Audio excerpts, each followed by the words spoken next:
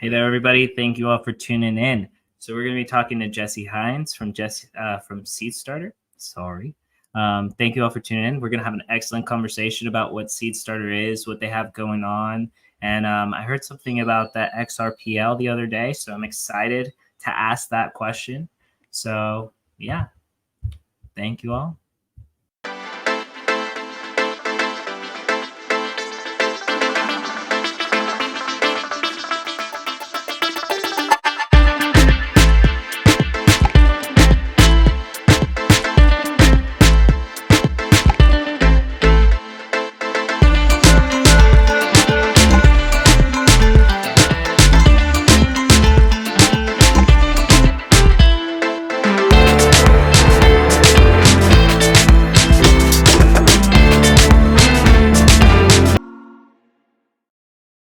Man, so it has been a jam-packed Wednesday already today.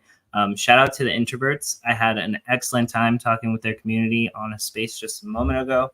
And yeah, I appreciate all the introverts and I appreciate all the JPEG Empire, everybody across the whole scene. But so we have an awesome guest today. It'll be Jesse Hines. And so I'm going to bring him up and we're going to find out what he's about. Ask some questions about Seedstarter. Hey there, Jesse. How you doing? Hey, John, I'm doing great. How about you? Good. I'm excited to talk to you today. So Thanks, how's Dave. your day going so far? Yeah, it's good. It's good. We actually just got back from Niagara Falls literally last night because we're going to go see the eclipse. So still tired. Oh, that's awesome. How did that go? How was that? I was thinking about making like a homemade like eclipse viewing box. But Yeah. I just didn't have time. But Yeah, we got the glasses and we even got like power viewers. And, we went specifically to Niagara because it was in the path of totality. And it was beautiful the day before, beautiful the day after, but it was cloudy. So we couldn't really see it. So, oh man. But that's still awesome. Niagara Falls is absolutely beautiful. yeah, we had a good time regardless. That's amazing. Yeah, today I've been having like a whole bunch of problems. My wife ordered a shelf like kitchen cabinet thing, and its entirety of its instructions were in Chinese. So there I was. All right, so we have one of my fantastic friends. You might know this guy. He's popped in on us. Let's see if I can get him up here. Blockchain fixes that, right? Yes. Oh no. Let's see. Hey guys. Hey there. How are you doing? Good. Hustling to get back here and here on time. So. No, you're good. So I was just Jesse was telling us about Niagara Falls and watching the eclipse on the only day that it was cloudy. Oh, that sucks. Yeah, we would have seen it better at our house, to be honest. So. Yeah, but the idea was cool. When I heard you were going up there, I was like, "Oh, that's a good idea." We didn't get it here in San Diego, so at least you got something. Maybe it got dark, right? Yeah, it still got dark. You still had like the totality darkness, but we had like the glasses on, and you're just looking for like peaks of slivers between the clouds, and we saw like a bit here, a bit there, but it wasn't the same as seeing the full eclipse. Damn. Well, cool. I don't know how. Sorry, I'm jumping in, so I don't know where you guys were at after that. If intros have been done or whatnot. So the intros were slightly done, but I should say that this is Aaron, our fantastic dev. He's also basically like our guiding shining light through this whole crazy process that we've been through, and it's been exciting. He's the one that's building all the stuff, and we just get to tell him how we want to build it, so it's exciting. But yeah, so Aaron and Jesse, how do you guys know yourself or know each other? Right, you guys have met before someplace. Yeah, Aaron's basically doing the same thing for me. He's just building all the stuff. We have Seedstarter, which I'll talk about in a little bit, but then we have this really cool, separate company that does a rewards program for Seedstarter that's, NFT based, blockchain based, and Aaron's been building all that. That's been a lot of fun. Yeah, it's very cool. If you guys don't know, it's I won't get into it too much. I'll let you do all the talking about it. It's one of the coolest things I've gotten to build on the back end. So if anybody has tech chops and is listening, happy to dive in. So it was a lot of fun together. All right, fantastic. So the first question that I always ask is, Jesse, what kind of food do you like? What's your favorite thing to eat? Like, if you could go anywhere and eat anything, what are you eating? And then what's your Oh my dessert? gosh. I'm like the most boring person in the world. I No, grew up, marinade. yeah, I grew up in a family that the most outrageous spice we had was pepper. It was like salt and pepper was spicy. So my favorite food is like classic like New York style pizza or a bagel. If I can have Taylor ham, egg and cheese, or pork roll, egg and cheese, whatever you call it, on a bagel, oh yeah, that's all I need. That's awesome. All right, now I'm gonna pass it to you, Aaron. Ask him a good one. Yeah, so I've already Jesse's been on the break. I've known Jesse for a little while now. I know during it, you ended up moving. Mine is always location based, given especially the background in Mint Pass. What's your favorite travel destination? Travel destination, is that what you said? Yeah. Germany, for sure. Oh, cool. We went. And where would you go? You there. Yeah, we did Munich and we did the German Alps, and it's like two very different experiences. Oktoberfest is crazy, right? But then you go to the Alps and it's just absolutely beautiful and peaceful, and everyone's just so nice and welcoming. Yeah, that's awesome. I've never been, so I've got to go. We had a trip pre-COVID to get up there, and then obviously COVID hit and canceled a good chunk of it. So very You cool. have to go. Yeah. I was trying to get to Machu Picchu over COVID, and then that was what killed that. That was like my dream. I wanted to walk the whole trail, do the whole thing. Get some points on Mint Pass for my. But yeah. So Jesse, tell us a little bit about your background. Yeah. So I'm a lawyer by trade. So I went to Wake Forest School of Law, graduated 2014. And I actually started as an elder lawyer, so estate planning, trusts, wills and things like that. Got into crypto, I don't know, 2014, 2015, 2016, probably 2015, and just made it, kind of just like a side thing, right? So I ended up owning my own practice, and while I was doing that, I did some continuing legal education courses that you have to do yearly on things that are related to blockchain, so securities laws, IPs laws, really all you can think of. And then I fell in love with blockchain and crypto, and then I kind of added that onto my practice.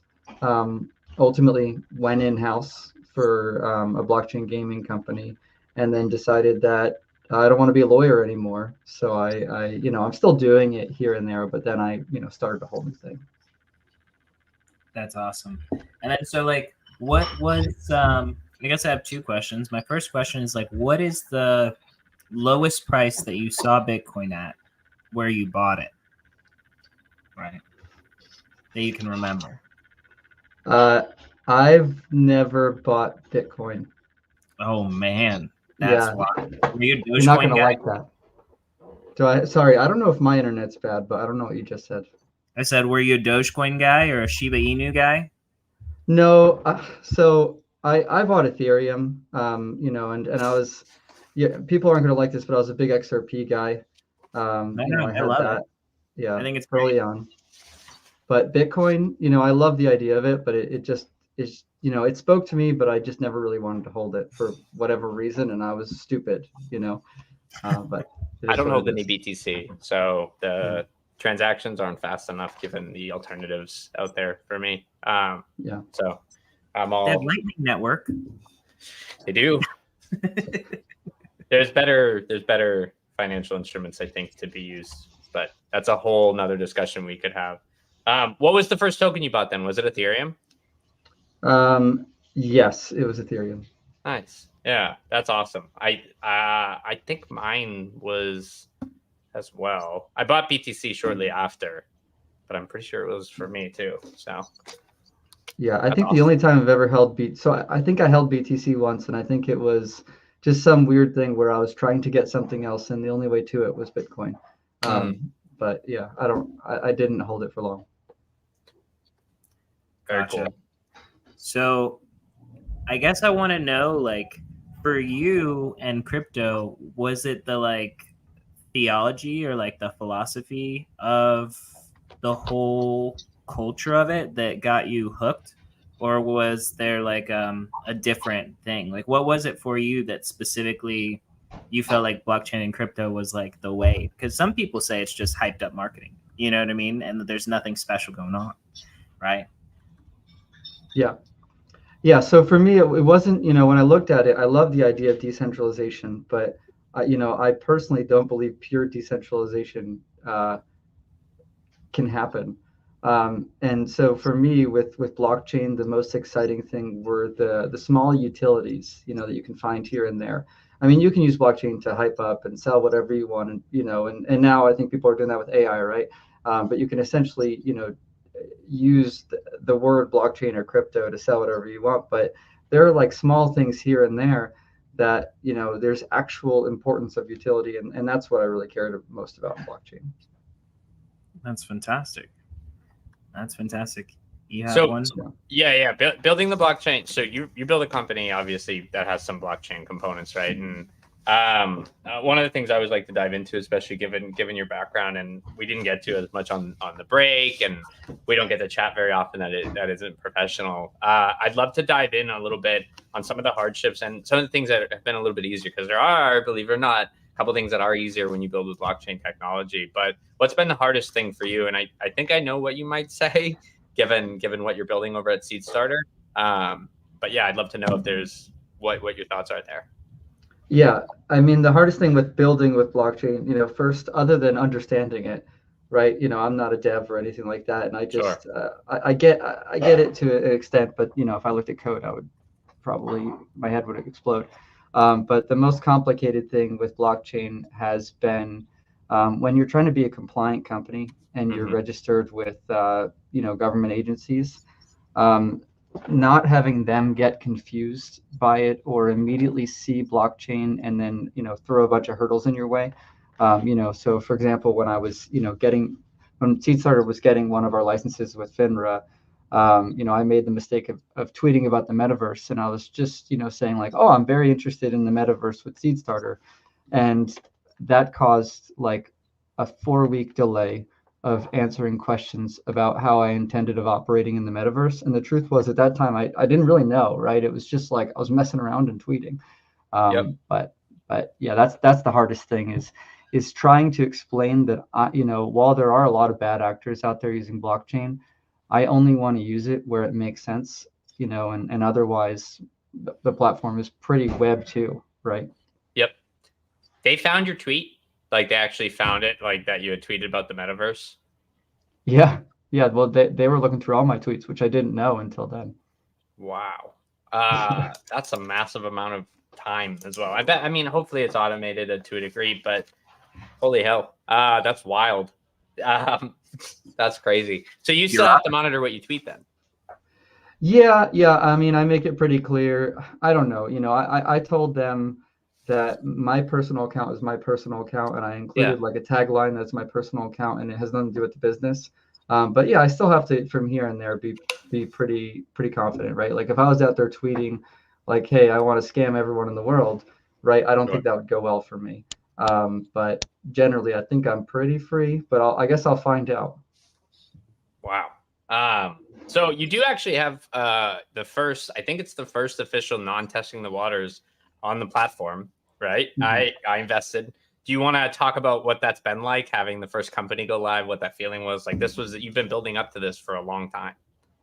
Yeah, and sure. I think I'll explain a little bit about what the platform is, for anyone who doesn't know what I'm doing. So the general goal of my platform is it's what's called a funding portal or an equity crowdfunding platform. It's essentially a place where companies can go to raise funds. But rather than go, the traditional VC route and have to hold yourself to accredited investors and all that, you can raise funds with non-accredited investors. So, that was one of the things that really excited me about blockchain, was that, traditionally non-accredited investors are cut off from the investing stage, but blockchain has really, given this opportunity for regular people to invest in companies in a different way, whether it's buying NFTs, nodes, tokens.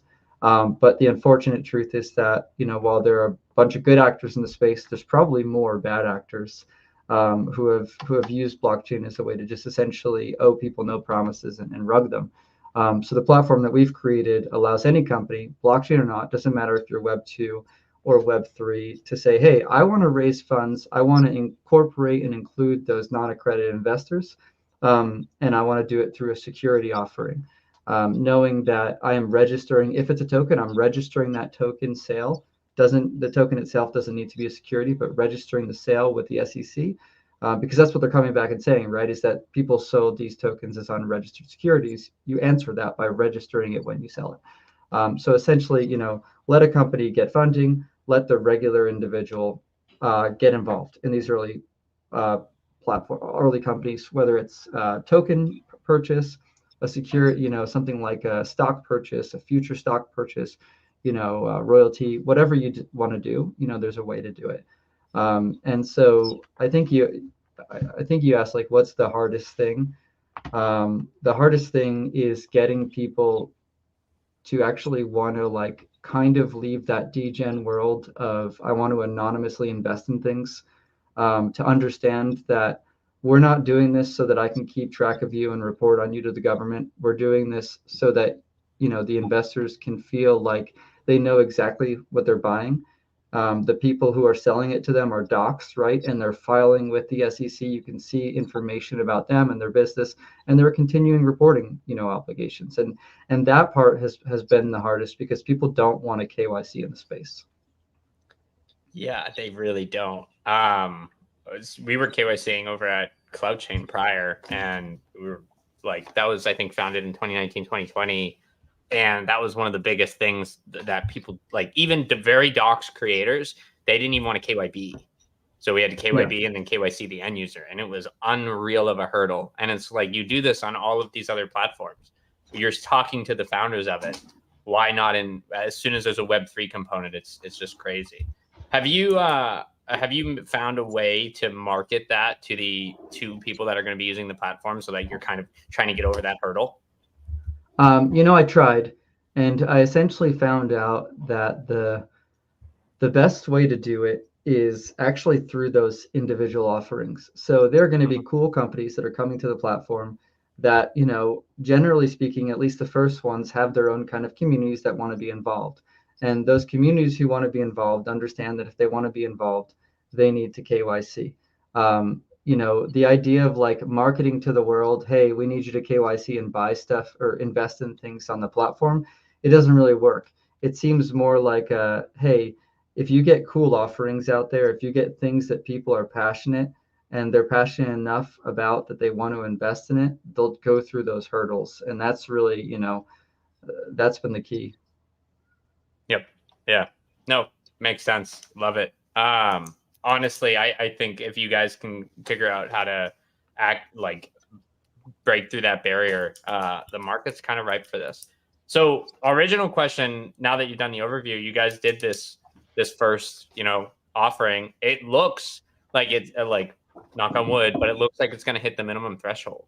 So, that must be exciting. What was it like to work with that team? Are they excited? Tell us a little bit more about it. Yeah. So, first I have to start off by saying anything that I say is my personal opinion, right? It's not an endorsement of this company. This is the legal crap that I have to do.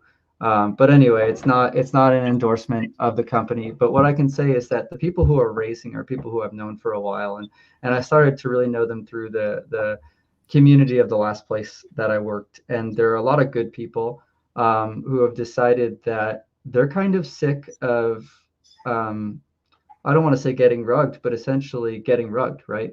Yep. There are people who own a lot of NFTs for games, who have time after time found that those NFTs that they purchased aren't being delivered in the way that they were promised. And so what they're doing is they're essentially creating a guild, which there's a lot of gaming guilds out there, but they're creating a guild that allows anybody to not just be a part of that guild, but also to get a royalty interest in that guild's success. So if that guild plays in all these games and builds all these products, which is what their goals are, who knows what's going to ultimately happen, but those who want to can passively invest in the potential successes of that guild. And obviously it's a risk, right? Mm-hmm. There's Forged, his comment. He's actually the guy who had the first idea for GG Collective, which is the people who are live. But anyway, they're just, working with them has been amazing. Every now and then, I think, Forged, he pokes me because I think everybody wishes that a security offering was just easy. And I think he likes to razz me a little bit about how it wasn't as easy as I probably let it on to be. But I think it's been generally a good process. And honestly, the amount of investors, for a company that started out of, nowhere, like they don't have prior income and everything, and it being this quick, that's been so super exciting, just for me to watch, and I imagine for them as well. And you're limited in the way that you can co-market with them, right? You can't, obviously given by the disclaimer, but you can't go on and shill them openly because it'll be conflict of interest. Yeah, exactly. I mean, I wish I could. I love those guys, and I love what they're doing. But no, yeah, I can't, and especially the company cannot say anything other than these people are racing on the platform. Make your own decision about whether you want to invest, but that's literally it. Kind of stinks, right? But yeah, it is what it is. I do want to say, Forged in Crypto, you're welcome to come join us on the show. We would love to hear about your project, completely separate from Seedstarter or Jesse Hines' opinion, right? We would love to hear your opinion about everything going on and what you're building. But anyways, now we can continue. No, I've asked a lot. I'll pass it up to John. I obviously did my homework, and being an investor in the platform, I was excited to pick your brain on it a little bit. So sorry, I'll let you go, John. All right. No, I just wanted to, my question was, at what stage do people or companies or projects have to be in, or prior to going to Seedstarter? Where should they be? What stage of the process makes the most sense to go that direction? Yeah. So essentially you can be at any stage other than a public company. If you've IPO'd, you can't raise funds on the platform. And part of the reason for that is the general regulation that people raise under is called Reg CF, which is Reg crowdfunding. But you could really, if you wanted to, do a Reg D offering, which is your traditional offering to accredited investors. It's not my favorite, but it is available on the platform. Or you could do a Reg A plus, which is offered to both, but it allows you to raise a lot more money. It's kind of what's called like a mini IPO. But anyway, in terms of companies, the key is you could be a startup from nowhere with no funds and just one person, right? But when you look at who's probably going to find success early on, especially because I'm a new platform, right? I only have a certain number of users and we're still growing our user base. It's probably going to be a company that is early, but has a good and passionate community who wants to invest in them.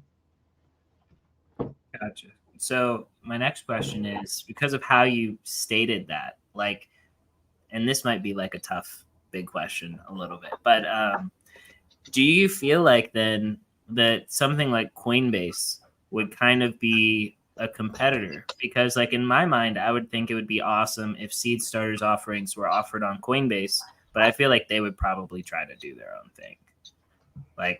Is that crazy? Yeah. Question? Well, no, it's a good question. And I think the important thing is if they wanted to do it, I mean, they'd have two options in front of them. One is they can do what I'm doing without the licenses, and they'll find themselves another lawsuit. And I'm not saying that they're doing right or wrong, but they're in a lawsuit right now. But if they did what I'm doing without the licenses, they would find themselves with the deal of helping people to issue unregistered securities. The other option is they can go down the route that I'm going down, and they can get their license. And to be honest, with the way that it is right now, it's going to take them another 9 months. But if they do that, they would be a competitor, right? And they probably have I don't want to say probably, they definitely have a bigger user base. So that's why we're just marching on, and we're going to grab as much of the real estate as we can, and just continue to offer what I believe will be a better product than some of these bigger entities will offer. No, that's really awesome.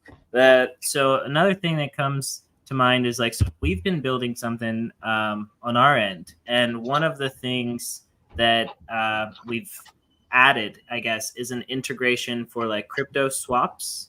So like there's a way that we can just integrate that into our platform.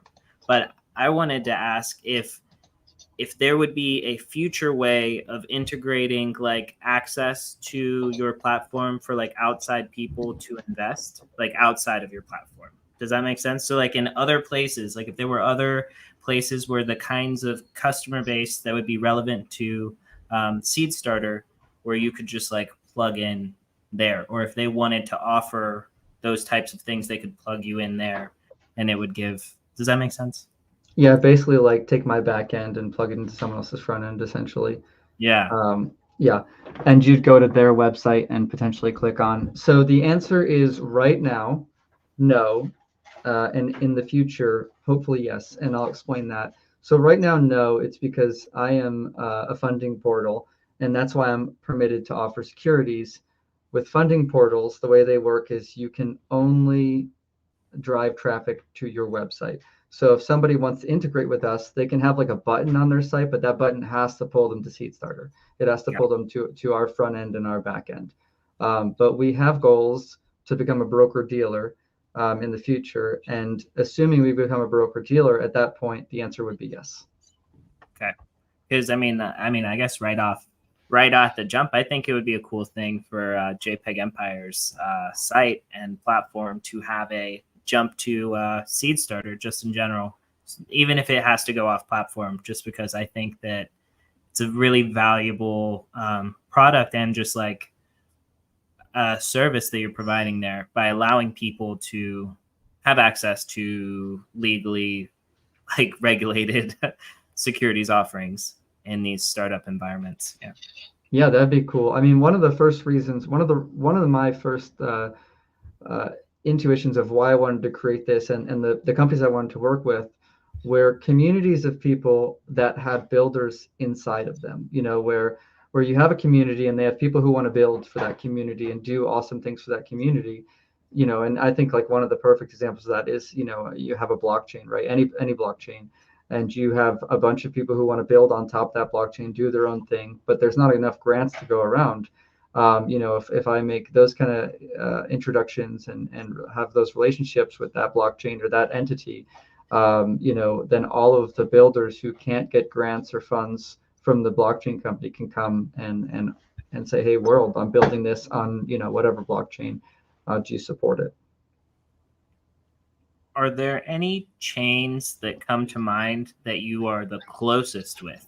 Because I haven't seen you with Charles Hoskinson yet, and I feel like you all should be together at some point in time. And I would say just because I've heard that Catalyst funding is like tough and takes a very, very long time, but there's a lot of interesting proposals there. So, I mean, like, you know, to me, it sounds like this would be another option for those types of ventures and directions. But are there chains that you're close with anyway? Yeah. So, I mean, right now, no. You know, I'm not. I'm pretty. The whole platform and everything is pretty blockchain agnostic. I mean, Seedstarter growth, which Aaron and I were talking about it, you know, earlier, is built on Base. But you know, I can't pretend like I have those connections. You know, where there's like this extremely close relationship. I'm open to it, right? I don't want to ever be just a one blockchain platform, but I would love to make those connections. And you know, I've been trying and pushing on them to make those connections where they would, you know, basically not even promote me, not even endorse me, but just say, hey, this is an option for you all. We can't fund everybody, and if we can't, you know, go here and see what happens. So are you looking for grant funding? Are you, and I don't know if you want to talk about this publicly, so are you raising right now? Currently, we are not raising. We do have what's called a Testing the Waters live on the platform, and that's been live for a bit. And what you can see is that, you know, over the last however many months I've been doing it, there's probably about $500,000 of interest, you know, of people saying, hey, I'm interested in investing in what you're offering. And what that is a royalty token that essentially will give the holders a percentage of the Seedstarter platform revenue. And that offering's under Reg A, which, you know, I kind of got into before, which is extremely difficult and complicated. And we filed with the SEC back in October, and we're doing a lot of back and forth here, trying to get them to not approve it isn't the word, but basically essentially approve it. So we're considering other options or how we can, find a way to have that be a different offering. But for right now, it's just hey, let us know if you're interested in the idea, and we'll let you know if we have a raise. The fundraising is like a full-time job, so on top of everything else you'd be doing, it's brutal. Yeah. What's so is it just you on the founding team? So tell us a little bit more about the team, if there's anybody else you want to talk about. Yeah, so right now, I mean, I founded it. It was my idea. That's not came off not how I meant it to be, but essentially the yeah, the way that I thought about it at first was I wasn't sure if I was going to get approval from FINRA and the SEC and all that. So I didn't really bring anyone on board at that point because I didn't want to. I don't want to say waste people's time, but until I got approval, I didn't want to build it out. So I essentially contracted out. And at this point right now, we have myself and two others.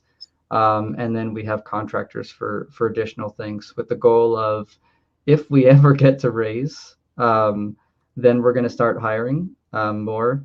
Unfortunately, people probably will call me crazy forever, but I turned down VC money because it was really hard for me to say, hey, I want everyone to crowdfund with the world, with non-accredited investors, but I'm going to take VC money myself.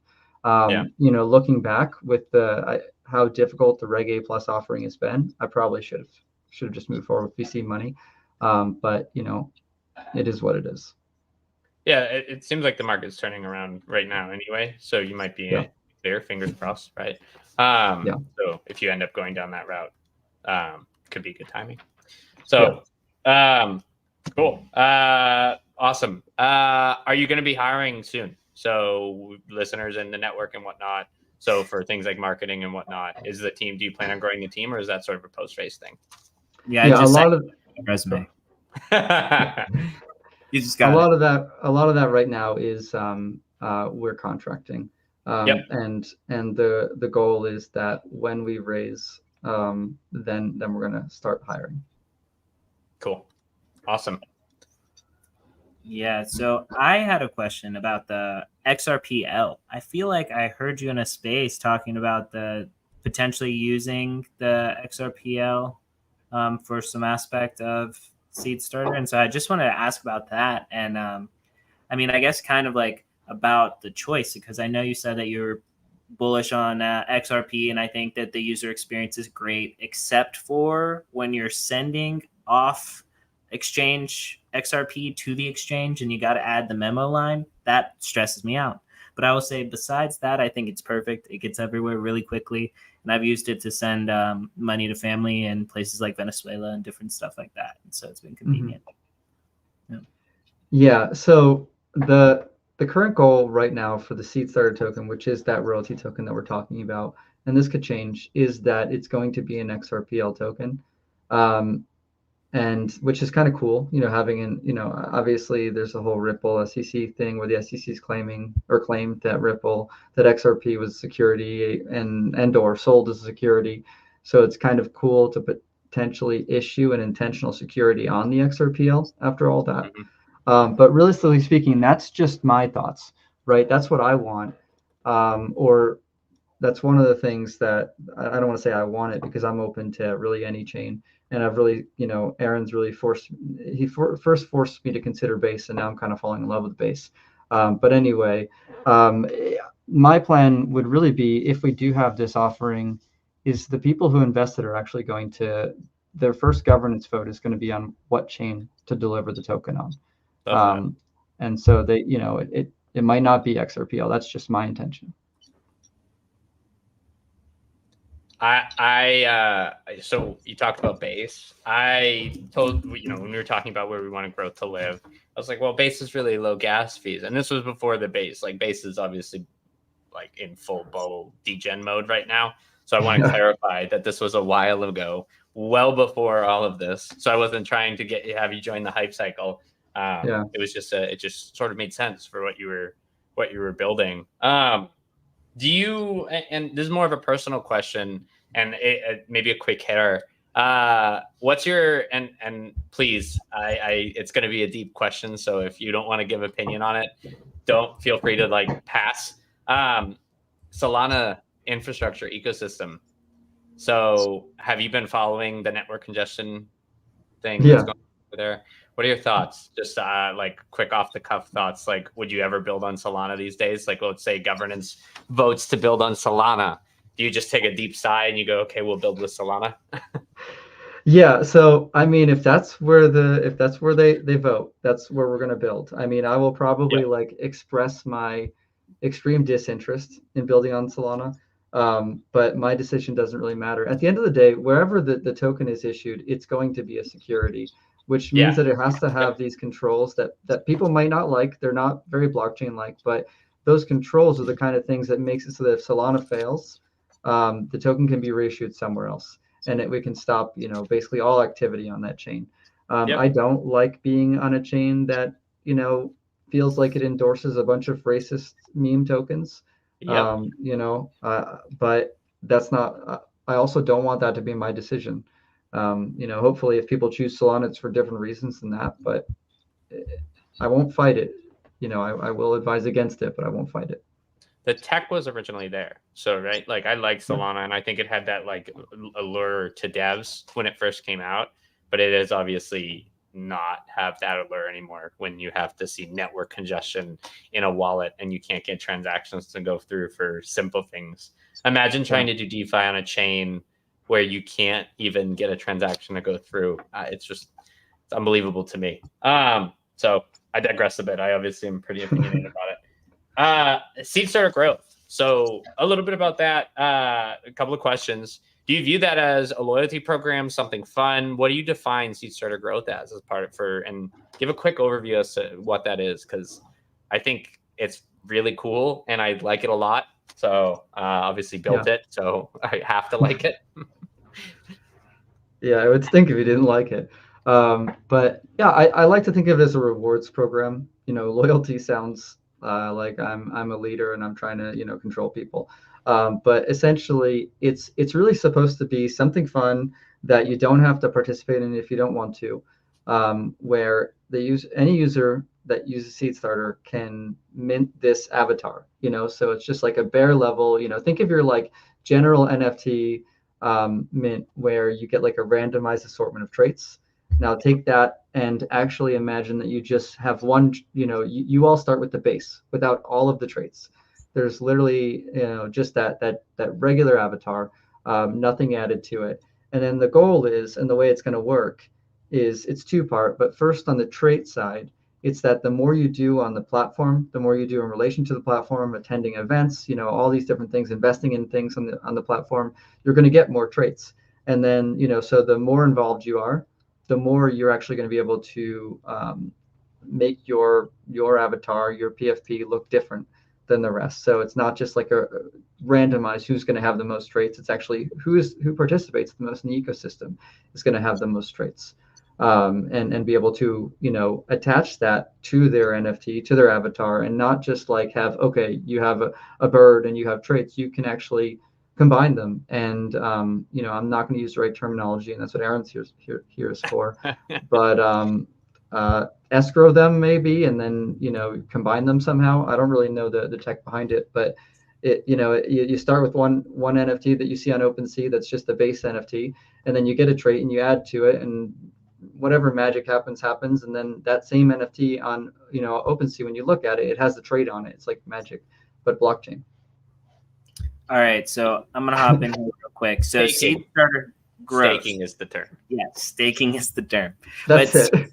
Seedstartergrowth.com, right? This is what we're talking about right now. Yes. Yep. So I want to show something and say something about this right now. Okay, so I'm sharing my screen. Let's see. Maybe I knocked one of us out there. Okay, now there we are. Okay, awesome. So this is correct, right? This is the right place? This is it.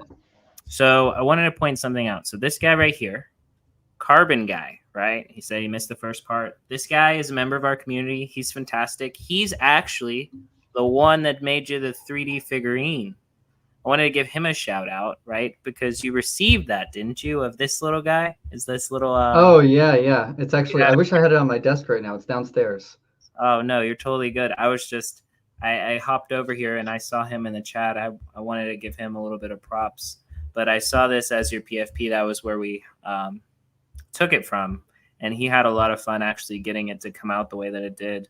But this seems like a super interesting rewards program and how it works and everything, and built on base. And then I was gonna, cheekily ask, so when is Seedstarter with hat on base like going live?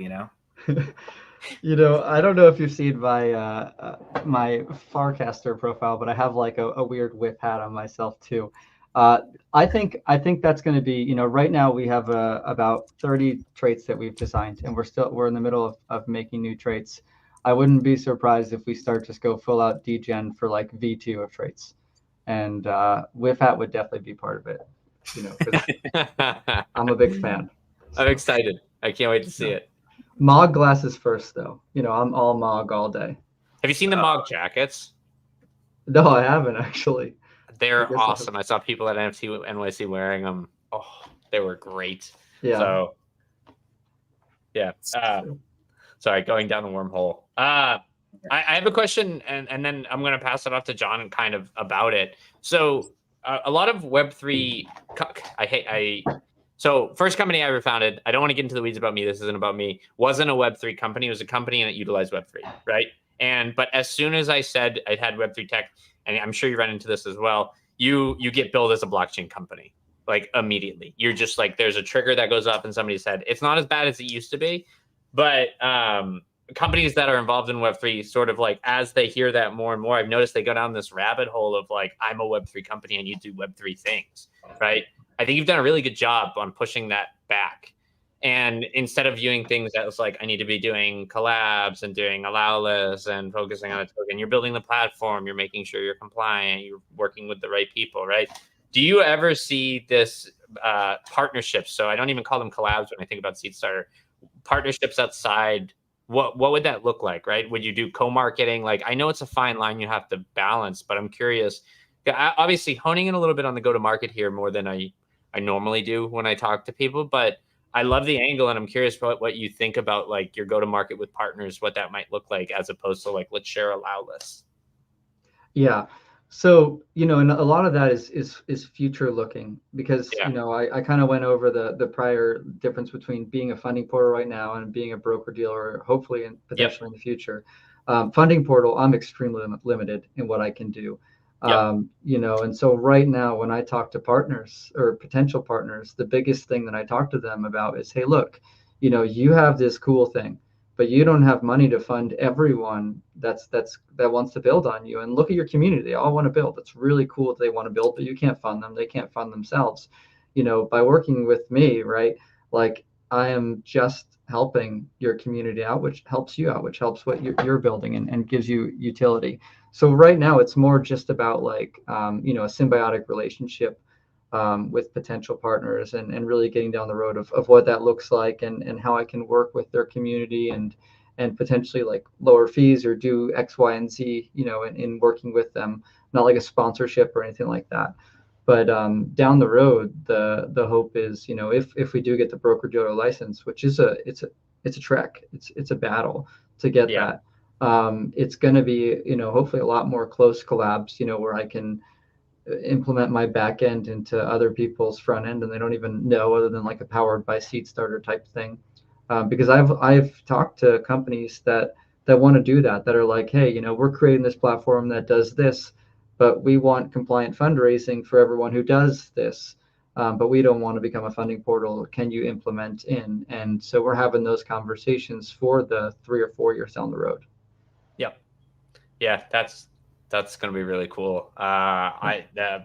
The long-term outlook is really exciting to hear, given that you do have this affinity for Web3, right? We don't really hear that very often.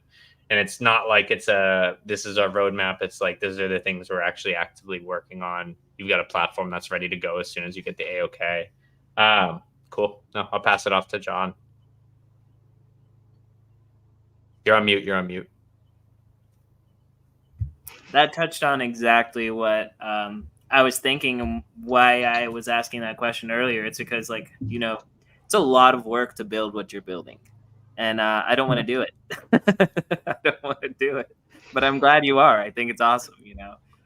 Yeah, there's times where I don't want to do it. I gotta be honest. It would have been easier if I just set up in another country and broke the law. But that's what everybody is saying. Like, yeah. I was recently, a little bit ago, talking to a founder, Eddie, from Cyberpunk Platypuses, but founder of Whimsy. Whimsy is a tokenized real estate platform that is based on Cardano, and they're going through the FERNA SEC stuff, doing all that. He says it's terrible. He was like, yeah, it's a U.S. regulated company, but it would have been way easier to just set up shop somewhere else and just go to town. But yeah. Interesting. That's so fantastic. So base, you really like base. It has been going really well. That is. I saw your face when you mentioned base. Why do you not like base, John? It's not that I don't like it. Honestly, like, I kind of feel like there's just a layer of complexity once you're like going through the different EVM chains, like from one to another, and like the different like layers of Ethereum. Like the bridging and the going over, like it's fine, but like I wish that it was just everything is all there at one place. I mean, we'll get there eventually, but like that's kind of the thing for me. I was trying to buy, gosh, I can't even say the name here because it's so outrageous, and I would probably like, you know, man. But I was trying to buy something, and it was like $10 of Ethereum that I was trying to move over. Lost like, you know, $6 moving it over. I really only wanted $4 of, yeah, it was ridiculous. I just wanted like a little bit of this token, and it just was so complicated to me. I could see like if everything was built there and like you were holding all this stuff on base, it being easy. But I think that like going through the steps is what's complicated. But I mean, like at the end of the day, people don't know how an LED television works. They don't know about how Google works on the back end. So like as long as the front end is easy and intuitive for people, I think that shouldn't be any issue there. Yeah, Blast has like $60 fees right now if you want to get your Blast out. Blast? Yeah. $60 fees. Yeah, something like that, 60 to 80. So it's the layer 2 problem at the moment is first getting onto the layer 2. Once you're in it, you're good to go. Those on-ramps are being built. I'm not super concerned if that's the blocker for some people. And then if you need a little bit of base to mint your Seedstarter avatar, DM me. So anybody listening, I'm happy to help. But you better be DMing me an active wallet if you guys are just making wallets to get 5 cents of base gas. So, but happy to give out a little bit of base so everybody can get on there and mint. But you know, you don't even have to do that because we have forms. You know, we have resources for people who want to mint. Who want to mint an avatar, and all they need to do is fill out a form, and I'll send them the ETH on base. You know, we do it ourselves already. You know, now it's actually it was kind of tricky when we first did it, and it was really hard to walk some people through. But now, actually, you know, the tools are being built, but especially with Coinbase itself, like basically making it pretty easy for if you want to withdraw something, you can withdraw it on Base or on Ethereum or however you want to do it. It's really made it easier for a lot of people. Yeah, Coinbase is really cool. Not financial advice, CYOR, always pick a platform that suits your needs. But Coinbase itself, I know what you're talking about. Like if you want to trade ETH, you pick ETH and then you pick the network and it does it automatically for you. Wild. It does the same thing with USDC. So, I mean, from a business standpoint, it's been great to work with it. So makes things 10 times easier for me. So there you go. There you go, John. Now you can go into Coinbase, make your account, and you can move your ETH around. So no, it's better that way. Yeah, no, I'm sorry. My kids got home. Surprise. I was like, oh. I just popped off. I was listening. Yeah, so I guess in the short term, like short to medium term, Jesse, like if you had like one wish, right? One thing that you could make happen the quickest, that you feel like would give you the furthest jump ahead to where you're trying to get to, what would that hurdle that you're trying to like jump over be? Like if you could only pick one. Yeah, you know, if I could get my reggae fundraise live, if I can get it, a qualified is the word, not approved by the SEC, but qualified, and then I can start raising funds, because there's been a lot of interest. A lot of people have expressed interest. Even people who haven't filled out the sheet have expressed like a good amount of money that they want to invest in the platform, in the token. That's a big deal. Like we kind of went over before. I'm doing it with a small team, and we're doing it fine. And I'm trying to do it in the way that I'm telling everyone they should raise, right? Mine's a little more complicated because I'm the funding portal. I have to jump through these hoops that the regular company that raises on my platform does not need to jump through. But I'm jumping through these extra hoops to show, look, this is what I believe in, so I'm going to do it the hard way so that you can all kind of do it the easy way. So if I could get that through and raise, then I can start hiring, and I don't have to wear all these different hats. No, that makes a whole lot of sense. Absolutely. So we're coming up here on the almost getting to the hour. Anything super special on your mind, Aaron, that you want to ask before we get there? No, this has been great. I appreciate you coming on. I've gotten to chat with you now twice publicly, Jesse, so we'll look for another spot where I can get you on. I'm pumped. The only question I have, like, a company thinking about raising, can we send them over to Seedstarter?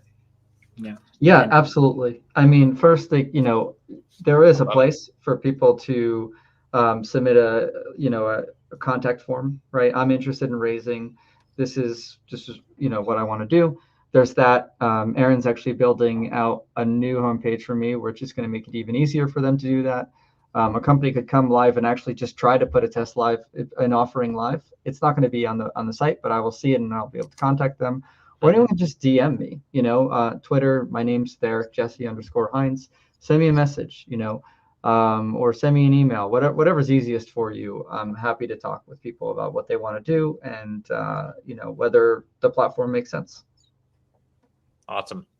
Yeah, I've sent people over and they never say anything bad. So just hopefully the one I just made an intro to works out as well. They're really cool. So I won't say anything about them publicly yet, but that'll be a lot of. I think you guys have some good chats. Yeah, I'm not going to say anything either. But the email they sent me, the like describing what they're doing, I was like, that's really cool stuff. I'm really excited about talking to them. The team is awesome. So there's some alpha for the listeners there. So stay tuned and see what happens on Seedstarter. I was going to say, I spoke to Jesse for a little while, a little bit ago, but what I was trying to do was just like huge and a little bit overcomplicated. So now we have a little bit other stuff that we're working on. So I'm excited to see what goes on with Seedstarter. Excited to see what comes out of it. Like, that's going to be the exciting thing. It's not even like, the impact that it's going to have on this space is going to be amazing, I think. I hope so, and my goal isn't to like force regulate everyone and force KYC everyone, but it is to open up the avenue of all this early investing, but then actually give the users who are buying things, the investors who are buying things, protections, and if people don't want it, fine. But I think there's a good amount of people who do.